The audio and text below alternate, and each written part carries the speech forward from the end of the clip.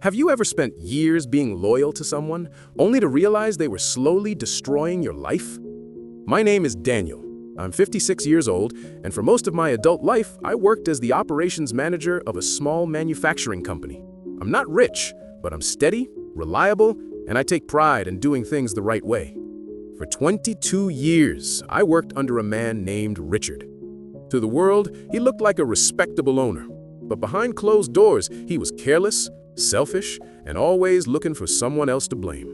And for a very long time, that someone was me. It started small. He'd ask me to stay late, finish his work, or cover up mistakes he made during meetings. I didn't complain. I had a family to take care of, and I just wanted peace. But over the years, his behavior got worse. He'd take credit for my ideas, he'd shout at me in front of younger staff, and the worst part? He'd give me impossible tasks, then tell others I was slipping, that age was catching up with me. I swallowed it, even when it hurt. Because that's what many of us do. We try to keep the ship steady, even when it's sinking. But everything changed last December. One morning, we received an audit notice. Something wasn't adding up in the financial records. Richard called me into his office, closed the door, and said, "Daniel, I need you to sign off on a few documents. It's just a formality, nothing major." I looked at the papers. They weren't nothing. They were authorizing expenses I had never approved, expenses that pointed directly at me. I looked him in the eye and said, "Richard, these numbers aren't mine."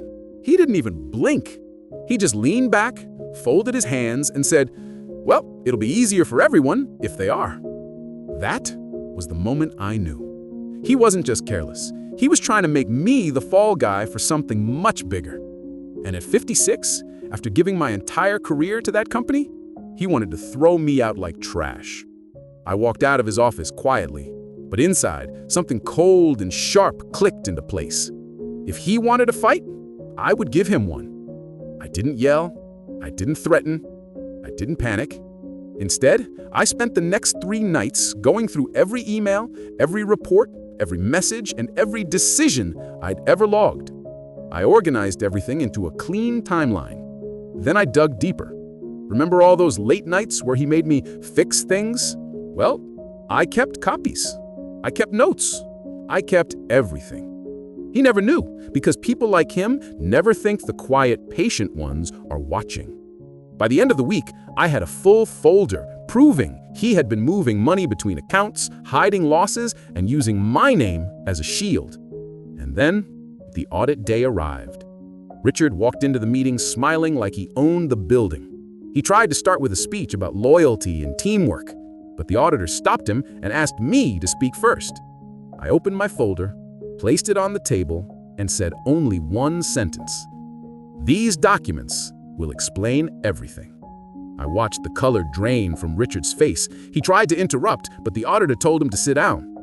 For 2 hours, they went through every piece of evidence I brought. Emails he sent at 2 a.m., documents he forgot he signed, screenshots of account transfers he thought nobody saw. The more they read, the quieter the room became. At the end, the auditor closed the folder and said, "Mr. Richard, you have a serious problem." Richard looked at me like he finally understood something important. I wasn't the same man he had been pushing around for 2 decades. Later that afternoon, HR called me in privately. They apologized, not in that fake corporate way, a real apology. They told me I'd been removed from all blame and offered me early retirement with full benefits. And Richard? He was escorted out of the building that same week. People ask me if I regret not speaking up earlier. I used to, but here's the truth. Sometimes revenge isn't loud. Sometimes it's patient. Sometimes it's simply refusing to carry the weight of someone else's wrongs one more day. I didn't ruin his life. I just stopped letting him ruin mine. And that was the day I finally took my life back.